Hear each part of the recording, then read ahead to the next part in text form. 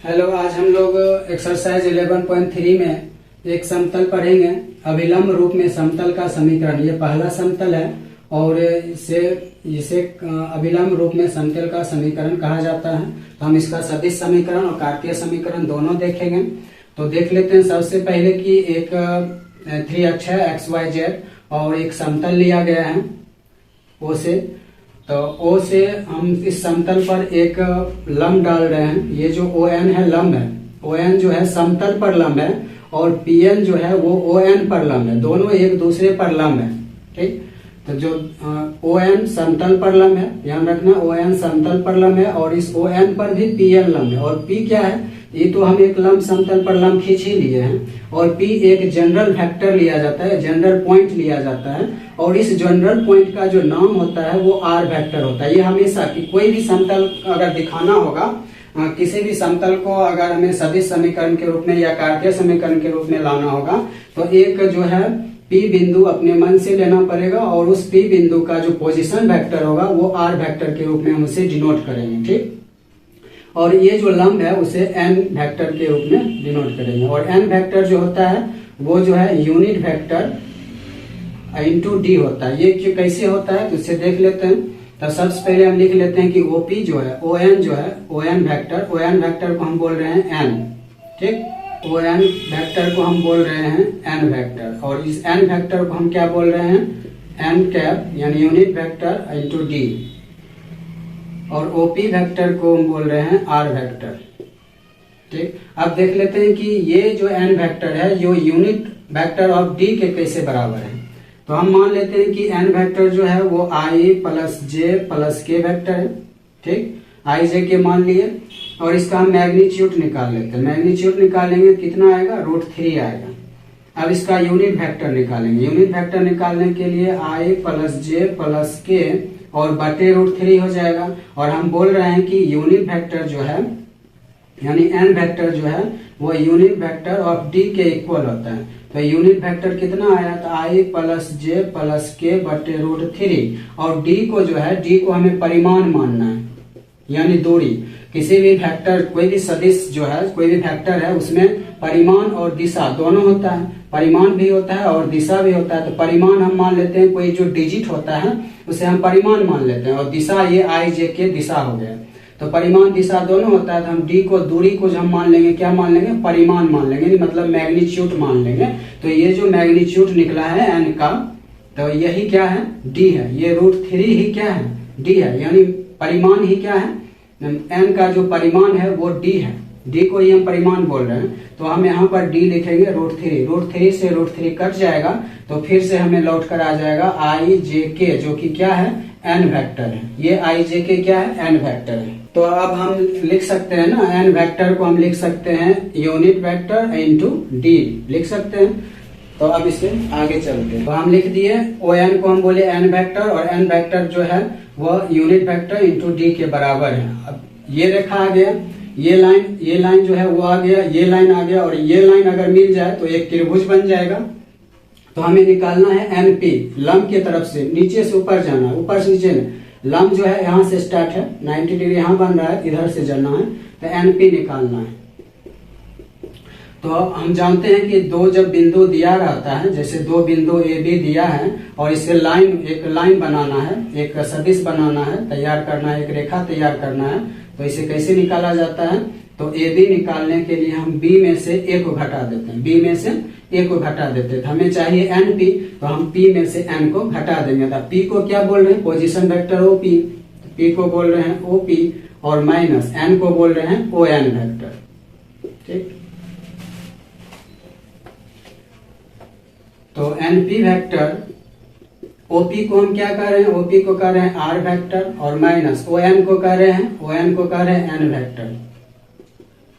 NP vector equal to R को रहने देंगे और N वेक्टर किसके इक्वल है, यूनिट वेक्टर ऑफ D के इक्वल है। तो लिख देंगे। उसके बाद अब यहाँ पर लिखेंगे, ये समीकरण 1 कहेंगे।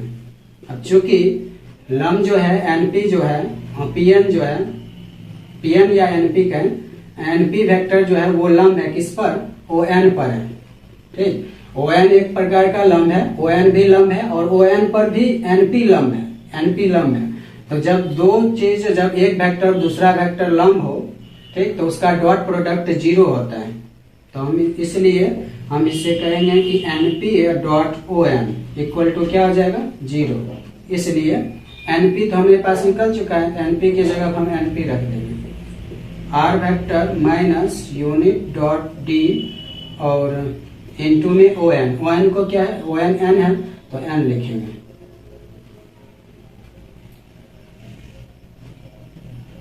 ON n ना लिखकर ये लिख देते हैं, यानी फिर उसको ही लाना है, तो unit vector of D equal to 0। तो अब R ऐसे मल्टीप्लाई कर देंगे तो इससे गुना हो जाएगा यूनिट वेक्टर इंटू D और R वेक्टर माइनस इससे गुना होगा तो n वेक्टर का होल स्क्वायर हो जाएगा और D जो है वो D स्क्वायर हो जाएगा इक्वल टू 0। तो अब हम देख रहे हैं यहाँ पे या लिख देते या, तो unit vector into DR vector और ये n का स्क्वायर, यूनिट वेक्टर का मतलब 1 होता है और 1 का स्क्वायर क्या हो जाएगा 1, तो 1 छोड़ देते हैं, D स्क्वायर बराबर 0 और ये जो माइनस में है उसको उधर प्लस में ले जाएंगे तो D स्क्वायर हो जाएगा। D स्क्वायर से एक D कैंसिल हो जाएगा, उधर गुना में उधर भाग में जाएगा तो वो कैंसिल हो जाएगा, तो बच जाएगा यूनिट वेक्टर, तो बच जाएगा n vector dot R vector, ये D उधर जा खत्म हो जाएगा तो D हो गया। तो हम इसे लिख सकते हैं सीधा करके, R वेक्टर पहले लिखेंगे, R vector dot unit vector equal to D। तो ये जो है यही सदिश का क्या है, समीकरण है, यह समतल का सदिश समीकरण है। तो फिर से देख लेते हैं, ON जो है n वेक्टर है और n वेक्टर को हम लिख सकते हैं यूनिट वेक्टर इंटू D। क्यों लिख सकते हैं बता चुके हैं, OP वेक्टर R वेक्टर हो गया। NP को जब NP निकालना होगा तो हम निकालेंगे P में से n को घटा देंगे और P जो है P को हम पोजीशन वेक्टर के रूप में दिखाएंगे OP vector minus ON vector हो गया। OP को हम बोल रहे हैं R वेक्टर और ON को बोल रहे हैं यूनिट वेक्टर ऑफ D। तो अब हम जानते हैं कि NP जो है वो लंब है किस पर, ON पर लंब है। जब दो वेक्टर लंब होता है तो उसका डॉट प्रोडक्ट 0 होता है, इसे याद रखना है, डॉट प्रोडक्ट क्या हो जाता है 0। NP को हम लिख रहे हैं क्या चीज, R वेक्टर। NP को क्या लिख रहे हैं, NP को जो लिख रहे हैं NP मान निकल चुका है, यहाँ NP का मान निकल चुका है। तो हम जानते हैं कि डॉट प्रोडक्ट 0 होता है, तो NP हम रख देंगे R minus n unit vector into D और फिर ON यहाँ से रख देंगे ON unit vector of D, इससे मल्टीप्लाई कर देंगे n unit vector D R हो जाएगा और इसे एक बार इससे मल्टीप्लाई करेंगे तो n स्क्वायर और D स्क्वायर बराबर 0।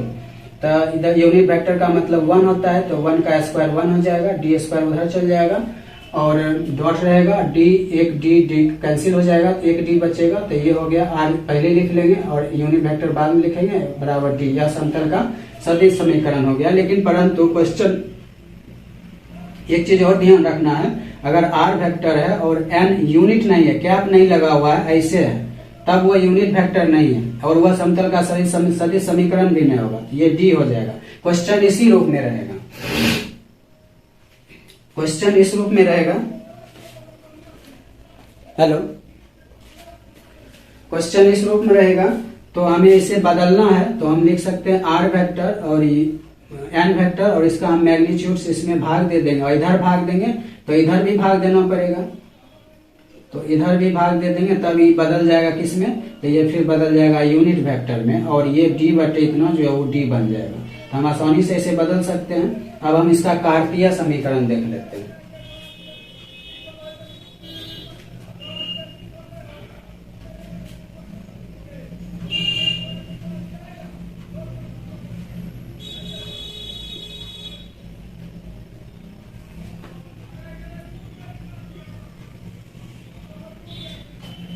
इसका कार्तीय समीकरण क्या होता है,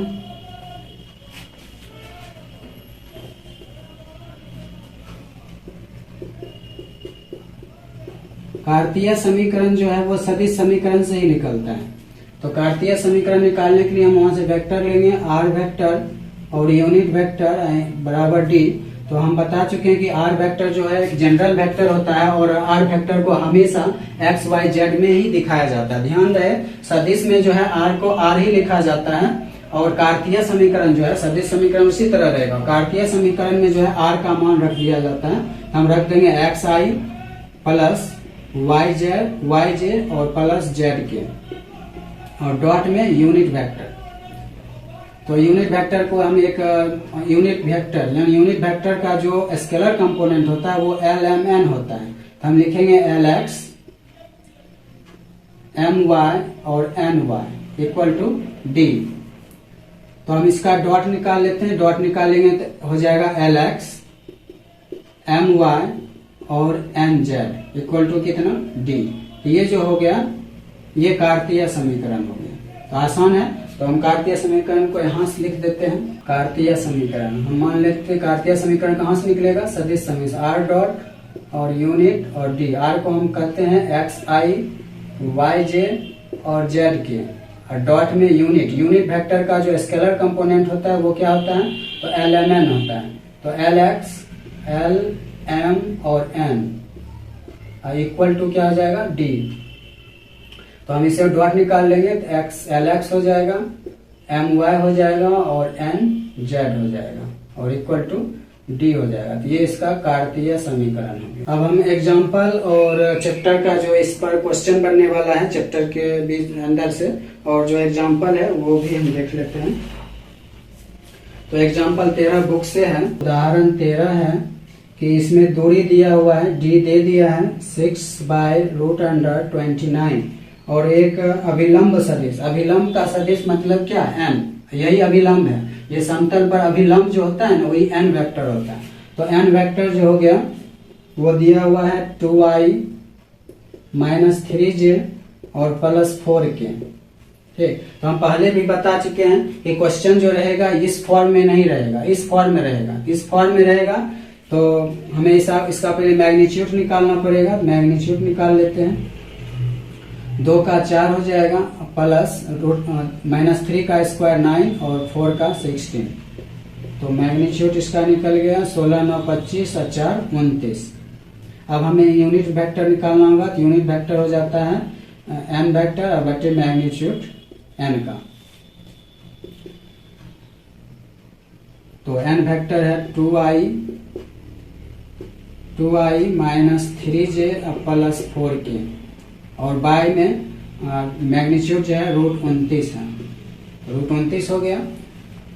अब इसे हम इसमें क्या कर रहे हैं, तो समतल का सदिश समीकरण पूछ रहा है। हम लिखेंगे समतल का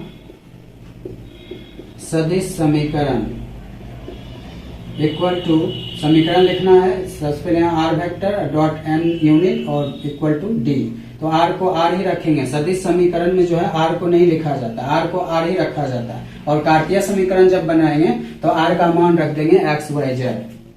और यूनिट वेक्टर हो गया 2i - 3j +4k और बटे 29 और डी तो दिया हुआ था क्वेश्चन में ही, तो 6/√29 ये आंसर हो गया। ये हो गया समतल का सदिश समीकरण। इसे हम अलग अलग भी लिख सकते हैं। तो are vector dot 2/√29i - 3/√29j और प्लस 4/√29k इक्वल टू 6/√29। इसका हम कार्तीय समीकरण भी निकाल लेते हैं। कार्तीय समीकरण हो जाएगा LX My और Nz इक्वल टू D। तो L जो होता है ये यूनिट वेक्टर है, यूनिट वेक्टर का जो स्केलर कंपोनेंट है यानी जो अंक वाला है डिजिट वाला वो हो गया L, M और N। तो L रखेंगे 2/√29 x का मान, y का मान, z का मान पता नहीं है, x y z जो है वो r वेक्टर है। r वेक्टर हु बहु रह जाता है। सदिश समीकरण भी निकालते हैं तो r वेक्टर उसी तरह रह जाता है और बस स्केलर कार्तीय समीकरण में जो है r वेक्टर का जो कंपोनेंट है वो आ जाता है यानी x y z आ जाता है। और ये जो है m जो है वो माइनस में -3/√29y और प्लस n का मान जो है 4/√29z और ये d का मान जो है, d का मान दिया हुआ है क्वेश्चन में 6/√29। यहाँ पर हम एलसीएम ले लेंगे तो रूट अंडर 29 एलसीएम आएगा 2x minus 3y plus 4z equal to 6 by root under 29। Root under 29 कट जाएगा तो कार्तीय समीकरण फाइनली आ जाएगा 2x minus 3y 4z equal to 6। ये हो गया कार्तीय समीकरण। अब देख लेते हैं उदाहरण नंबर 14। उदाहरण 14 है कि समतल r वेक्टर डॉट, उदाहरण 14 है r vector dot 6i minus 3j minus 2k और प्लस 1 इक्वल टू 0।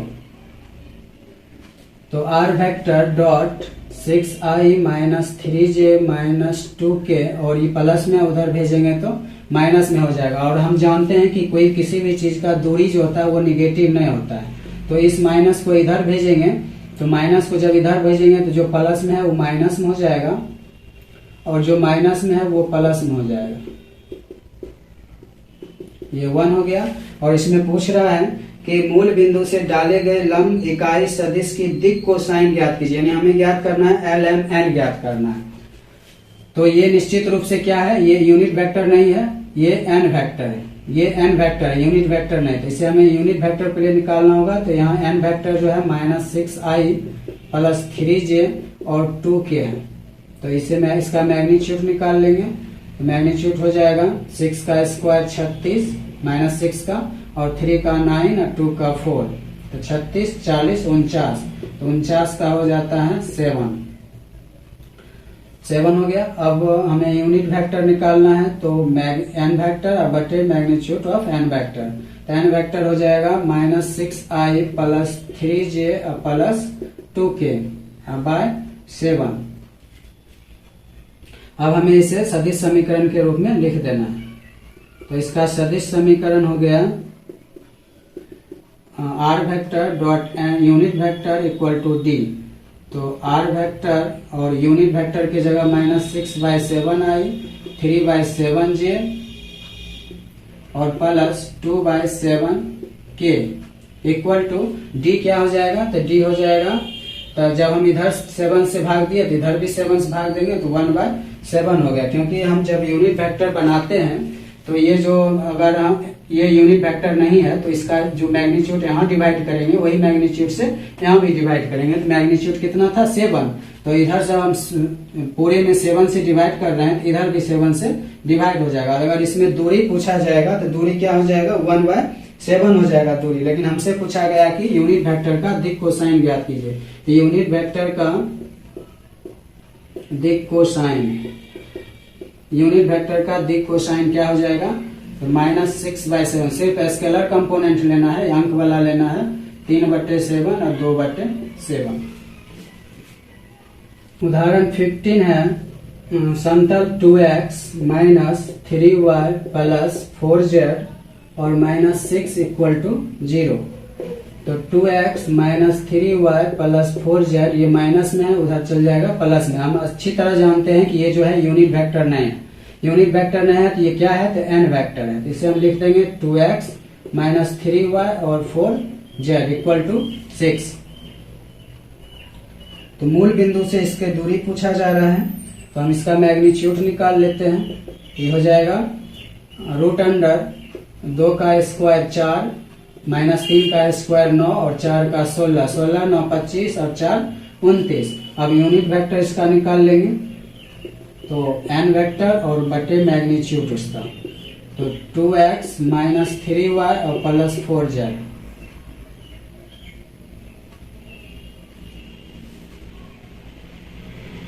और बटे में रूट 29। ये हो गया यूनिट वेक्टर। अब इसे हम सदिश समीकरण के रूप में लिख देंगे, पता चल जाएगा दूरी क्या है। तो सदिश समीकरण equal to r vector unit vector equal to d। तो r वेक्टर रहने देंगे, यूनिट वेक्टर में रूट 29 से क्या कर रहे हैं, गुना कर रहे हैं, डिवाइड कर रहे हैं रूट 29 से। तो 2/√29 x माइनस 3/√29 y और प्लस 4/√29 z। और यहाँ पर d जो जब इधर हम डिवाइड किए रूट 29 से तो इधर भी डिवाइड करना पड़ेगा रूट 29 से। ये नियम है क्योंकि हम जब इधर इधर करेंगे तो उधर भी करना पड़ेगा। इधर मैग्नीट्यूड से डिवाइड करते हैं तो उधर भी मैग्नीट्यूड से हम डिवाइड करेंगे दोनों तरफ। तो ये यही तो डी होता है। तो हम लिख देंगे मूल बिंदु से समतल की मूल बिंदु से जो दूरी है, समतल की मूल बिंदु से दूरी 6/√29 है। तो 16 नंबर है मूल बिंदु से समतल, यानी मूल बिंदु से एन वेक्टर जो है दिया गया है, एन वेक्टर दिया गया है 3x माइनस 3y 2x है, 2x है minus 3y plus 4z minus 6 equal to 0। तो इसे हम 2x माइनस 3y 4z और इसे हम क्या करेंगे उधर भेज देंगे। तो ये n फैक्टर हो गया, इसे अभी रहने देते हैं। यहाँ पर हम n फैक्टर लेंगे 2x minus 3y plus 4z। अब इसका हम n कैप निकाल लेते हैं। हमें पहले मैग्नीट्यूड निकालना होगा। तो √2 का स्क्वायर 4 माइनस 3 का 9 और 4 का 16। तो यहाँ भी √29 आ रहा है। यहाँ पर अब यूनिट वेक्टर इसका निकाल लेंगे।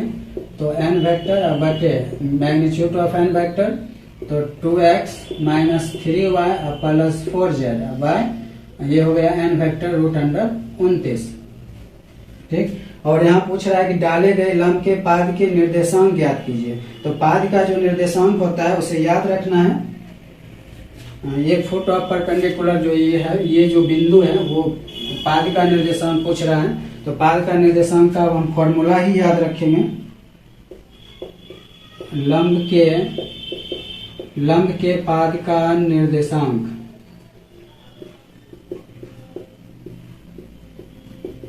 लंब के पाद का निर्देशांक जो होता है वो LD, MD और ND होता है। यानी जो दिक् कोसाइन इसका होता है, इसका जो दिक् कोसाइन होगा उसे हम D से मल्टीप्लाई कर देंगे। तो पहले 1 मिनट यहाँ पर हम पहले वेक्टर बना लेते हैं।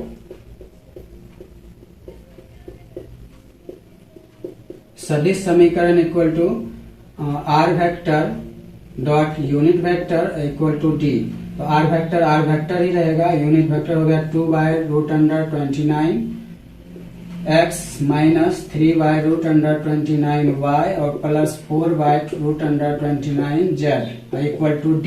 और जब हम इधर डिवाइड कर रहे हैं √29 से, तो इधर भी डिवाइड करना होगा, यानी 6/√29। अब हम निकाल लेंगे लंब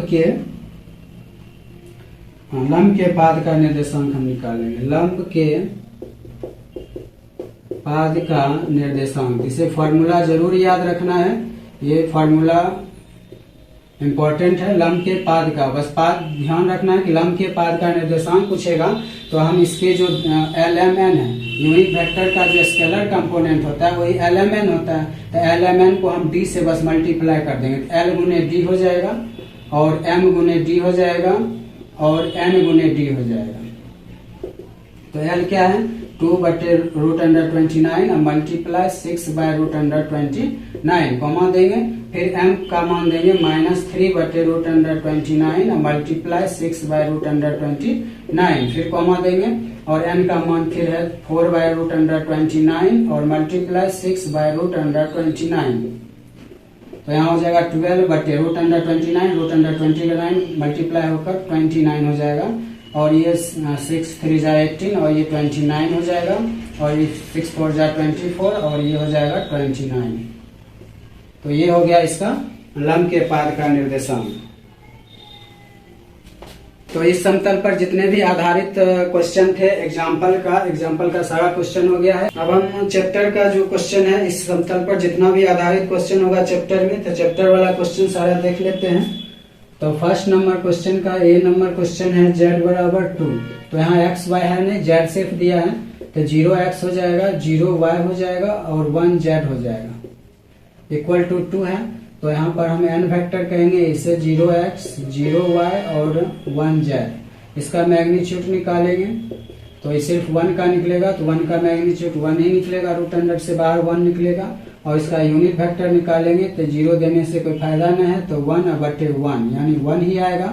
और इसका जो होगा हम निकाल लेते हैं इसे सदिश समीकरण के रूप में, पहले लिख देते हैं। तो सदिश समीकरण इक्वल टू, सदिश समीकरण अब तो याद हो गया होगा, r vector dot unit vector equal to D. R रहने देंगे, यूनिट वेक्टर जो है वो आया है, तो हम लिखेंगे 0/1x plus 0/1y plus 1/1 z और इक्वल टू डी। तो इधर डी जो है वो 2 है, तो इधर 1 से डिवाइड कर रहे हैं तो इधर भी 1 से डिवाइड कर देंगे। आर वेक्टर इक्वल टू हो जाएगा 0x 0y और 1z इक्वल टू 2। तो यहाँ से दिक कोसाइन पूछ रहा है, तो दिक कोसाइन इक्वल टू 0 0 और 1 हो जाएगा, और दूरी पूछ रहा है तो दूरी इक्वल टू 2 ही रह जाएगा, 2 में से डिवाइड करेंगे 2 रह जाएगा। अब सेकेंड नंबर क्वेश्चन देखते हैं। इसी का बी है, एक का बी है x plus y plus z equal to 1। तो इसे हम n वेक्टर कहेंगे, x plus y plus z. यहाँ पर इसका मैग्नीट्यूड निकालेंगे, सर के पीछे 1 है तो इसका मैग्नीट्यूड √3 आ जाएगा। अब यूनिट वेक्टर इसका निकाल लेंगे, तो x plus y plus z बटे √3। अब इसका सदिश समीकरण निकाल लेंगे, सदिश समीकरण equal to are vector dot unit vector equal to D. R vector को आर वेक्टर रहने देंगे, यूनिट वेक्टर हो जाएगा 1/√3x plus 1/√3y plus 1/√3z और इक्वल टू डी। अब डी क्या है, तो डी 1 है तो इधर भी 1/√3 से डिवाइड हो जाएगा। तो अब हम लिख सकते हैं दिक कोसाइन, दिक कोसाइन इक्वल टू 1/√3 और 1/√3 और दूरी हो जाएगा क्या चीज, दूरी हो जाएगा 1/√3। सी नंबर क्वेश्चन है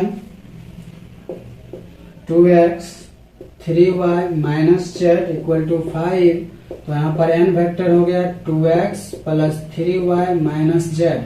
इसका मैग्नीट्यूड निकालेंगे, 2 का स्क्वायर 4, 3 का 9 और 1 माइनस 1 का स्क्वायर 1 हो जाएगा। 9 4 13, 1 14 √14। इसका यूनिट वेक्टर निकाल लेंगे, तो n वेक्टर अब बटे उसका मैग्नीट्यूड। n वेक्टर है 2x plus 3y minus Z अब बटे √14। अब इसका हम सदिश समीकरण निकालेंगे, सदिश समीकरण equal to are vector dot unit vector equal to D. R ही रहने देंगे और यूनिट वेक्टर जो आया वो लिख देंगे 2 x को अलग करके 2/√14x प्लस 3/√14y और माइनस ऊपर कुछ नहीं तो 1 है तो 1/√14z। और यहाँ डी का मान जो है यहाँ 5 है, तो इधर √14 से डिवाइड हो रहा है तो इधर भी √14 से डिवाइड कर देना। उसके बाद अब लिख देना दिक कोसाइन क्या है, तो दिक कोसाइन इक्वल टू 2/√14 3/√14 और माइनस 1/√14। और उसके इसका दूरी हो गया, दूरी कितना हो जाएगा 5/√14। इसका डी पार्ट भी देख लेते हैं। डी नंबर क्वेश्चन है, सब इसी समतल पर आधारित है। डी नंबर क्वेश्चन है, एक का D 5y plus 8 equal to 0। तो यहाँ पर जो है n वेक्टर बनेगा 0x 5y और ये माइनस है उधर चल जाएगा, प्लस है उधर माइनस चल जाएगा। पहले इसे बना लेते हैं 0x 5 और 0z इक्वल टू -8। तो ये माइनस दूरी तो माइनस होता नहीं है, माइनस इधर भेज देना है। तो 0x माइनस 5y और माइनस 0z इक्वल टू 8। अब n जो वेक्टर है वो है 0x माइनस 5y और 0z। यूनिट इसका मैग्नीट्यूड हो जाएगा √5, 5 का 25 बाहर निकलेगा 5। अब यूनिट वेक्टर इसका निकाल लेंगे, तो n वेक्टर अब बटे उसका मैग्नीट्यूड। तो 0x minus 5y minus 0z अब बटे इसका मैग्नीट्यूड 5 हो गया। अब हम इसका सदिश समीकरण निकाल लेते हैं। सदिश समीकरण r vector unit vector equal to D r vector और यूनिट वेक्टर है 0/5 -5/5 और 0 माइनस 0 में माइनस देने से कोई फायदा नहीं है 5 और इक्वल टू डी। जब इधर 5 से डिवाइड कर रहे हैं तो इधर भी 5 से डिवाइड हो जाएगा। तो अब यहां से हमें निकल गया दिक कोसाइन, दिक कोसाइन निकल गया 0 में 5 डिवाइड करेंगे 0, ये कट जाएगा -1 और 0 और दूरी हो गया 8/5। आंसर में माइनस नहीं दिया गया है, आंसर में माइनस नहीं है तो वो मिसप्रिंट है, माइनस ही होगा, वो मिसप्रिंट हो गया है। 2 नंबर जो भी क्वेश्चन है वो भी इसी प्लेन पर आधारित है। 2 नंबर क्वेश्चन, उस समतल का सदिश समीकरण ज्ञात कीजिए जो मूल बिंदु से 7 मात्रक दूरी पर है। यानी दूरी दे दिया गया है, दूरी दे दिया गया है, यानी डी जो दे दिया गया है वो 7 वर्ग मात्रक यानी 7 मात्रक दिया गया है। और एन वेक्टर एक दे दिया है, अभिलंब, अभिलंब जब भी लिखा हो तो समझ जाना एन वेक्टर दिया गया है। एन वेक्टर है 3j plus 5j 3i 5j और -6k। तो इसका हम मैग्नीट्यूड सबसे पहले निकालेंगे, सब में एक ही काम हो रहा है। 3 का स्क्वायर 9, 5 का 25 और इसका 6 का 36। तो 25 ये हो जाएगा 6 5 11 11 9 20 बाकी 2 3 2 5 2 7 √70। तब हम इसे इसका यूनिट वेक्टर निकाल लेंगे 3i 5j और 6k और बटे √70। ये हो गया। सदिश समीकरण निकाल लेते हैं इसका। सदिश समीकरण ही पूछा जा रहा है। सदिश समीकरण होता है are vector dot unit vector equal to D. R vector रहने देंगे और N vector 3/√70i plus 5/√70j और -6/√70k और इक्वल टू, जब इधर हम √70 से डिवाइड कर रहे हैं तो इधर भी करना पड़ेगा, इधर नहीं करना है क्योंकि डी दे ही दिया है, डी दिया हुआ है तो हमें √70 करने की जरूरत नहीं है क्योंकि यहाँ पर डी पहले से क्वेश्चन में दिया गया है। अगर वो डी नहीं कहता कि ये डी नहीं है तब हमें उस दोनों तरफ डिवाइड करना पड़ता है। तो 3i और 5j और -6k बराबर 7 सही है। आंसर में ऐसा ही छोड़ दिया है, उससे कोई दिक्कत नहीं है, ये आंसर हो गया। सदिश समीकरण यही हो गया। 3 नंबर क्वेश्चन देखते हैं। 3 नंबर में क्या हो रहा है, निम्नलिखित समतलों का कार्तीय समीकरण ज्ञात कीजिए। तो इसमें कार्तीय समीकरण निकालना है। 3 का ए नंबर क्वेश्चन है are vector dot i plus j और -k इक्वल टू 2। तो हम जानते हैं आर वेक्टर, कार्तीय समीकरण में आर वेक्टर को रखना पड़ता है। तो हम फॉर्मूला से डायरेक्ट भी बना सकते हैं, लेकिन हम चाहते हैं कि इसे इसी पर बैठा के बनाए। तो आर वेक्टर जो है उसे हम लिख देंगे xi yj, आर फिक्स रहता है हमेशा, और z के, ये हो गया। और हमें एन वेक्टर दिया गया है i cap plus j cap और -k कैप इक्वल टू 2। तो ये हो जाएगा x, यहाँ पूछना है तो x, इसका डॉट प्रोडक्ट निकालेंगे तो x इंटू 1 x हो जाएगा, y इंटू 1 y हो जाएगा और प्लस माइनस माइनस z, और ये प्लस में है तो इसे रहने देते हैं उसी तरफ। तो x plus y minus z इसका कार्तीय समीकरण हो गया। तो x plus y minus z equal to 2, ये हो गया इसका कार्तीय समीकरण। समतल का कार्तीय समीकरण लिख देना है, समतल का कार्तीय समीकरण। 3 नंबर क्वेश्चन देख लेते हैं इसका। तो बी नंबर क्वेश्चन है are vector dot 2i 3j और -4k इक्वल टू 1। आर को लिखेंगे यहाँ पर xi yj और zk dot 2i plus 3j minus 4k equal to 1। इसका डॉट प्रोडक्ट निकालेंगे तो 2 को x से गुना करेंगे 2x प्लस ये 3y हो जाएगा और प्लस माइनस माइनस 4z हो जाएगा इक्वल टू 1। ये हो गया इसका कार्तीय समीकरण। आंसर देख लेते हैं।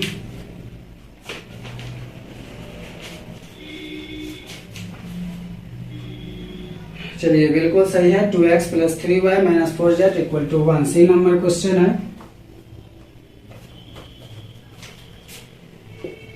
Are vector bracket s minus 2t I vector plus 3 minus t j vector plus 2s plus t k vector equal to 15।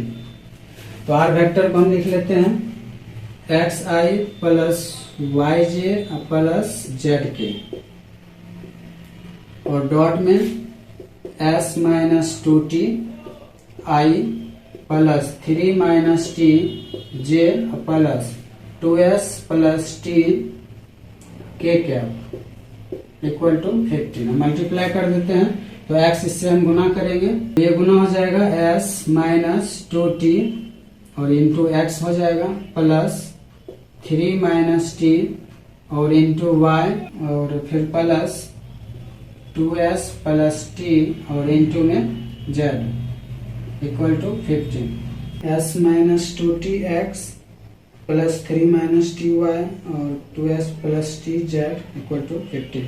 अरे इसका कार्तीय समीकरण हो गया। तो हम इस तरह इस एक समतल पर हम देख लिए सारा इसका उदाहरण और जितना भी चैप्टर में क्वेश्चन इससे बनने वाला था सारा देख लिए। और एक 4 नंबर क्वेश्चन है, निम्नलिखित स्थितियों में मूल बिंदु से खींचे गए लंब के पाद के निर्देशांक ज्ञात कीजिए। तो पाद वाला हम देख लेते हैं। पाद निकालना भी जो है इसी समतल से होगा। ये जो लंब का पाद है ये लंब का पाद निकालना है, फुट ऑफ परपेंडिकुलर। 4 नंबर जो है पहला क्वेश्चन है 4 का ये 2x plus 3y plus 4z minus 12 equal to 0। तो हम पाद निकालने के लिए अभी लंब का जो पाद है तो लंब का पाद निकालने के लिए क्वेश्चन सूत्र बताए थे कि LD, MD और ND होता है। ठीक, तो सबसे पहले तो LMN चाहिए और LM क्या होता है? LMN जो होता है वो दिक् कोसाइन होता है किसका? यूनिट वेक्टर का। यूनिट वेक्टर का दिक् कोसाइन होता है। तो सबसे पहले हमें यहाँ n वेक्टर चाहिए। तो n वेक्टर क्या है? 2x 3y और 4z है। ठीक, अब यहाँ पर इसका मैग्नीट्यूड निकाल लेंगे तो 2 का स्क्वायर 4, 3 का 9, 4 का 16, 16 9 25 और 4 29। ठीक, 29 आ गया। अब यूनिट वेक्टर निकाल लेते हैं तो 2x plus 3y plus 4z by root 29। तब सदिश का समीकरण निकाल लेते हैं। सदिश का समतल का सदिश समीकरण,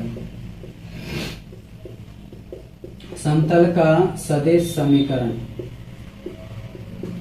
equal to are vector dot unit और यहाँ डी हो जाएगा, आर ही रहेगा और यूनिट वेक्टर जो है 2 बटे रूट अंडर 29x 3 बटे रूट अंडर 29y और प्लस 4 बटे रूट अंडर 29z और इक्वल टू इधर भी डिवाइड करना पड़ेगा तो इधर है 12 माइनस में उधर जाएगा प्लस 12 बटे रूट अंडर 29।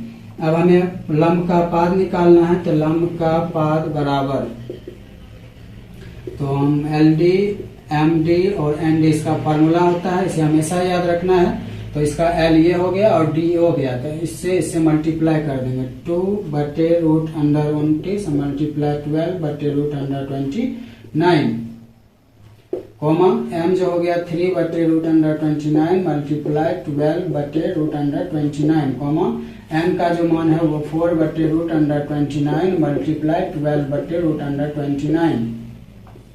यहाँ ये 12 2 जा 24 और रूट 29 हो जाएगा 29, 12 3 जा 36, ये भी 29 हो जाएगा, 12 4 जा 48 और बटे 29 हो जाएगा। ये इसका क्या हो गया? तो लंब का पाद का निर्देशांक हो गया।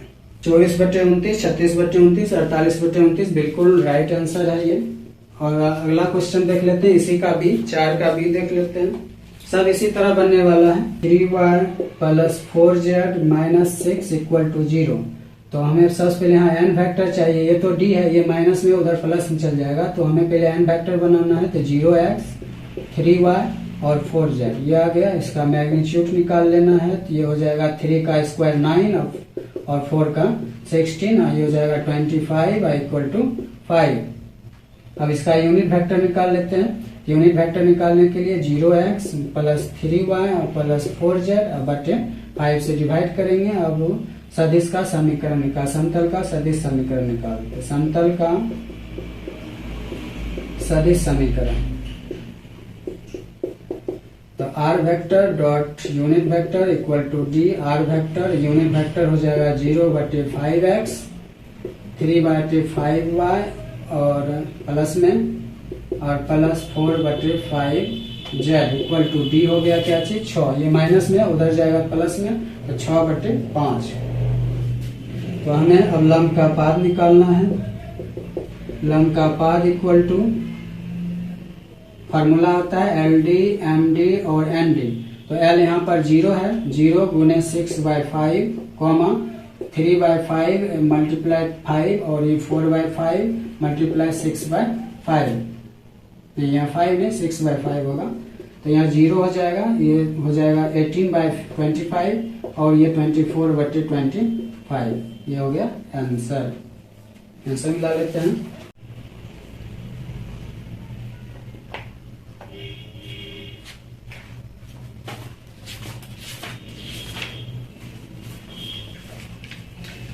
इसका जो आंसर दिया हुआ है नीचे 5 आंसर में है, जो कि गलत आंसर है। या 25 होना चाहिए, क्योंकि हम इसे मल्टीप्लाई करेंगे 25 ही आएगा।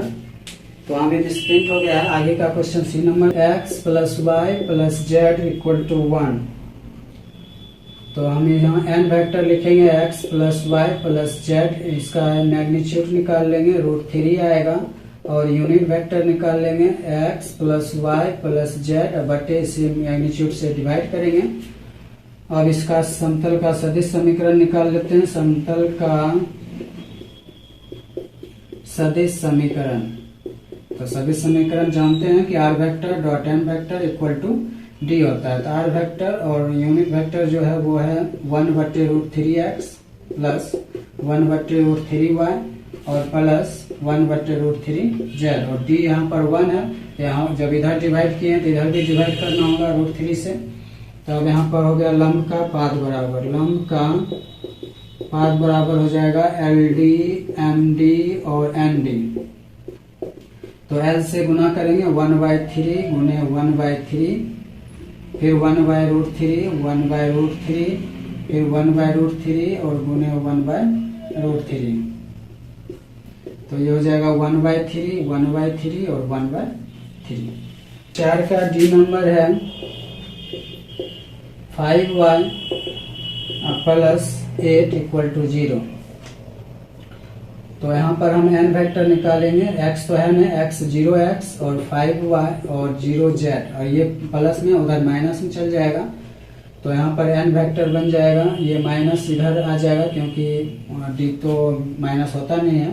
तो 0x माइनस 5y और minus 0z equal to d। तो यहाँ पर हम इसका मैग्नीट्यूड निकाल लेंगे। √5 का 25 हो जाएगा, बाहर निकलेगा 5। अब यूनिट निकाल लेंगे तो n वेक्टर और इसी का मैग्नीट्यूड से भाग देते हैं तो यूनिट वेक्टर निकलता है। तो n जो है वो 0x है, 5y है और 0z है और बटे मैग्नीट्यूड इसका 5 है।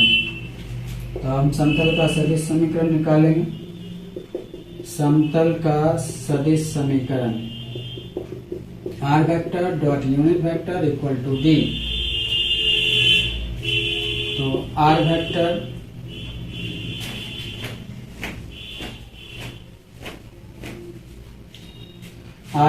यूनिट वेक्टर हो गया 0/5x प्लस 5, यहाँ पर माइनस हो जाएगा, माइनस और माइनस, तो -5/5y और -0/5 और इक्वल टू, जब इधर डिवाइड कर रहे हैं तो इधर भी 5 से करना पड़ेगा। अब यहाँ पाद निकालना है, तो लंब का पाद बराबर LD MD और ND। L का मान 0, 0 से किसी भी संख्या को मल्टीप्लाई करेंगे 0 ही आएगा, -5/5 और 8/5 और n का मान 0/8/5। तो यहाँ हो जाएगा 0, 8×5 = 40/25। तो ये 5 जो है काट ही देना ज़्यादा बेहतर होगा, तो 8/5 ही आएगा। यहाँ पर हम 5 काट देंगे तो 1 आएगा, तो -8/5 और यहाँ पे 0 हो जाएगा।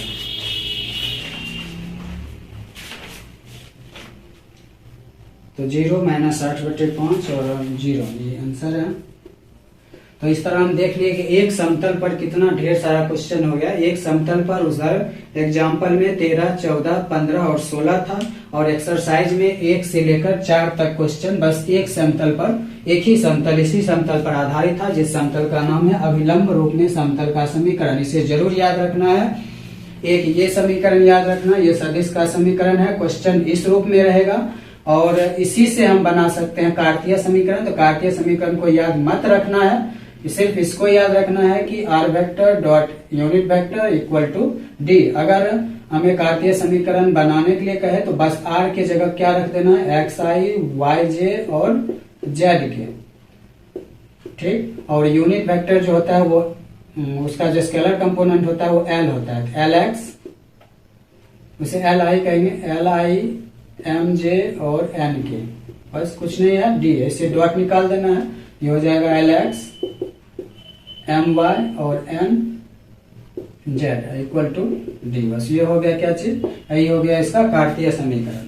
तो बस इतना याद रखना है, ये समीकरण याद रखना है, सदिश समीकरण, और एक याद रखना है ये लंब का पाद। लंब का पाद बहुत ही हल्का है, LD, MD और ND यानी स्केलर कंपोनेंट, या दिक कोसाइन का जो है, दिक कोसाइन को हम d से गुना कर देते हैं तो वो हो जाता है लंब का पाद। यानी कि हमें अगर यहाँ से लेकर यहाँ तक दूरी निकालना है तो n चाहिए, यानी यूनिट वेक्टर का कंपोनेंट चाहिए, यानी l, m और n चाहिए। इस सब को गुना करना पड़ेगा किससे, d से, तो आ जाएगा पूरा लंब आ जाएगा, एकदम आसान है।